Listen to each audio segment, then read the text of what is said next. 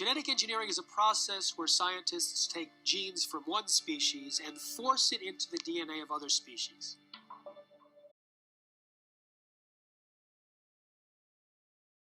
Dr. Gilles-Éric Seralini is professor of molecular biology at the University of Caen and serves as president of the scientific board for the Committee of Independent Research and Information on Genetic Engineering. Seralini set out over 2 years ago to conduct the most thorough toxicological test on the health impacts of Monsanto's Roundup Ready NK603 GMO corn, which was approved in the European Union almost a decade ago after only a 3-month study by Monsanto itself. Seralini's plan was to study it over the full life of a rat, with the aim to predict how humans might be affected by consuming GMOs. Beyond the GMO corn itself, he tested the health effects of Roundup, the most prevalent herbicide in the world, found in our soil, streams, air, rain, and recently in human urine. What Seralini found after 2 years of detailed analysis went beyond his own projections and concerns. His findings erupted throughout Europe. So I guess my first question is, as a scientist and as the lead author of this 2-year study, do you think there are implications for human health from GMOs? Of course, I think there are severe implications for human health due to my research. We have demonstrated clearly that in males, especially, livers and kidneys were reached at a very high level. Kidneys were also rich in females, but females were prone to big mammary tumors. The first signs of health effects occurred in the 4th and 5th months, results that 3-month studies would have never seen. At 14 months, 10 to 30% of treated females developed tumors. There were no tumors in the control group. At 24 months, 50 to 80% of females had up to 3 tumors per animal. The groups treated with Roundup showed the greatest rates of tumors at 80%. Pituitary glands in females were the second most affected. The androgen and estrogen balance in serum was modified by both the GMO corn and Roundup treatments.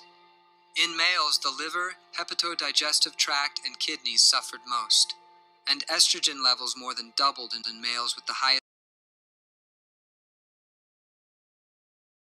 Hi, you must be Mike. That's right. You sprayed this the last day or two? About 3 days ago I sprayed this. These are Roundup Ready sugar beets. I've discovered I got a problem out here, and that is this. Not dying. This is a new weed for us. What that is that's Roundup Ready canola. And Roundup Ready canola isn't growing anywhere in this region.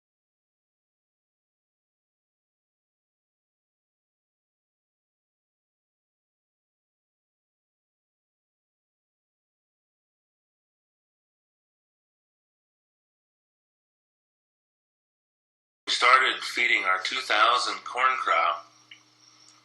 We started experiencing a reproductive problem in our swine first. It was we started experiencing what they called a pseudo-pregnancy. These animals had all the physiological aspects of being pregnant, but they weren't.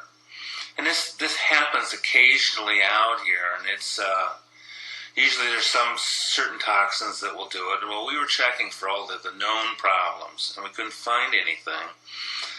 And then the other thing was that this didn't affect just a few. It was affecting 80% of our swine. I mean, they would show all the signs of being pregnant. They would go through the whole motions, and their due dates would come and go, and they would just basically just absorb their. We thought they were absorbing their pigs back up, or they would deliver a bag of water. I mean, then the whole cycle would start over again. And through a process of elimination over approximately a 12-month time period, we determined that it was the corn that was doing this.